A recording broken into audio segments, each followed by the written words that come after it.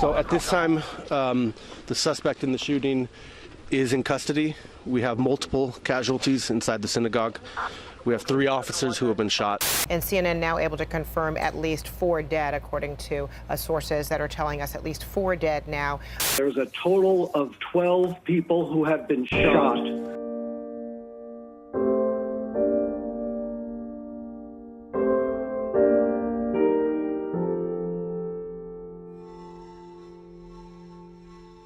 The day of the terrible incident.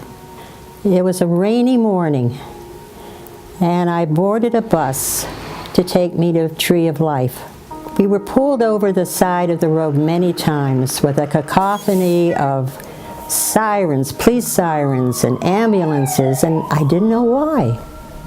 I encountered a brief accident of 2 cars.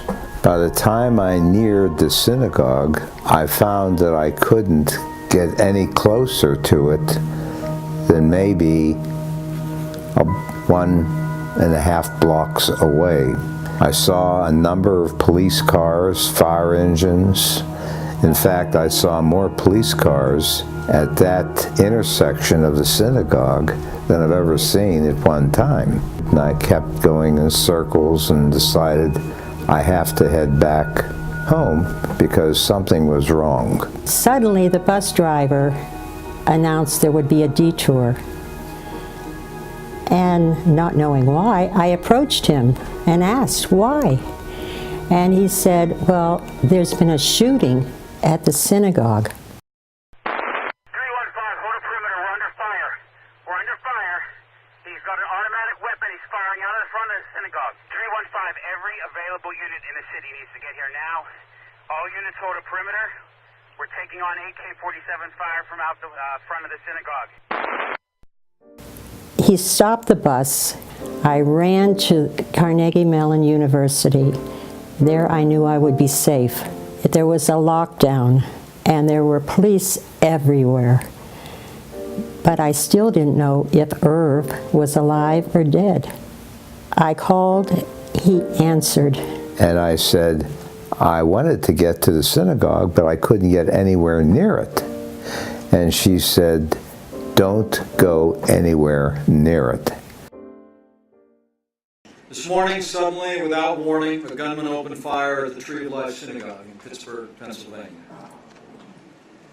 The suspect is in custody. Alleged synagogue shooter Robert Bowers is not believed to have a prior criminal history. Law enforcement sources telling ABC News Bowers had amassed 10 guns and brought 4 of them to the synagogue. Suspect's talking about all these Jews need to die.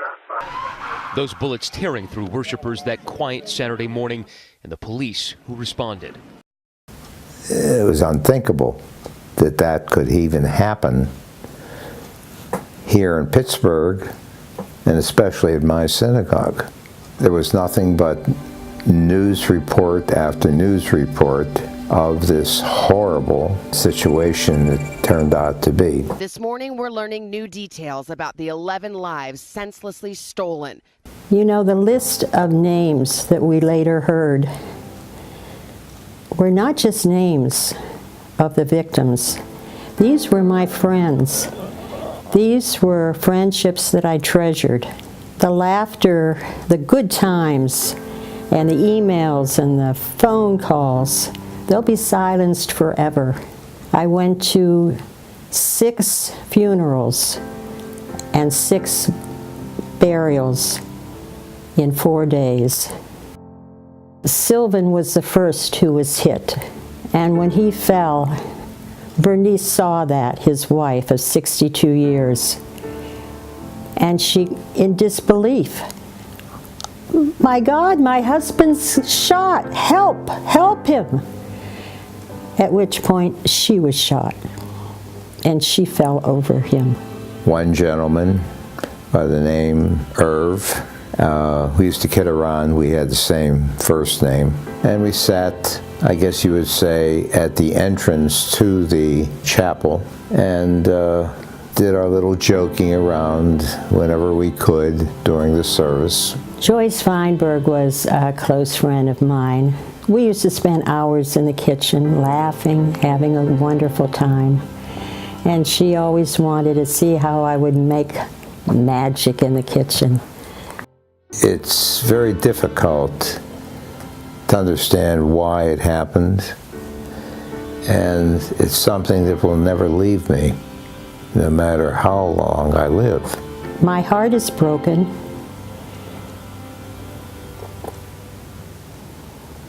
Because of the tragedy, people are attending Beth Shalom Synagogue. The past 2 weeks, I've been attending Road of Shalom. They gave everything they could to help the congregants of Tree of Life to be comfortable and gather together and be themselves. I hear many reports as to where the money has been raised. Online, there is funds that are raised. Naturally, it was for the rebuilding of the synagogue.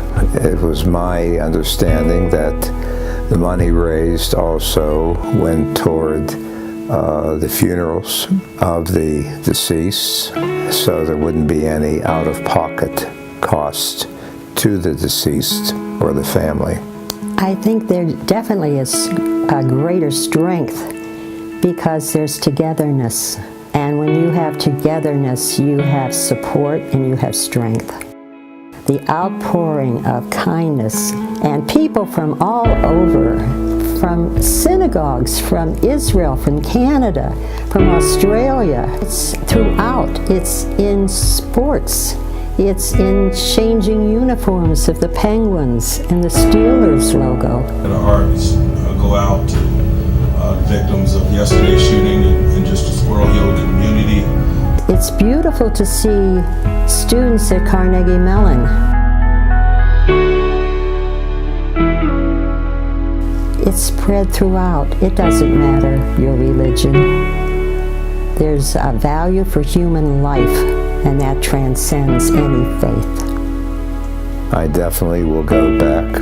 Because I belong there.